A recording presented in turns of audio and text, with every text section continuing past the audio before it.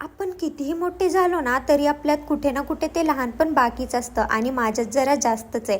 मी असं का बोलते ते सांगतेच. हाय, मी अर्चला. Welcome to my mini vlog.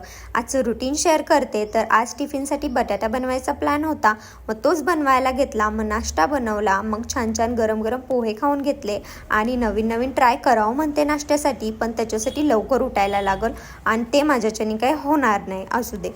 मग त्याच्यानंतर ह्याचा टिफिन वगैरे भरून दिला. हा कामाला गेल्यावर माझी जी काही छोटी मोठी कामे होती घरातली ती करायला घेतली.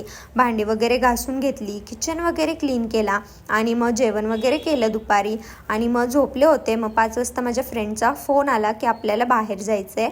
मग आम्ही बाहेर जाण्यासाठी निघालो आणि हे छोटंसं दुकान दिसलं आम्हाला, जे आपल्याला लहानपणी शाळेच्या बाहेर दिसायचं. मग आम्ही तिथून हे चटरपटर खायला आणलं.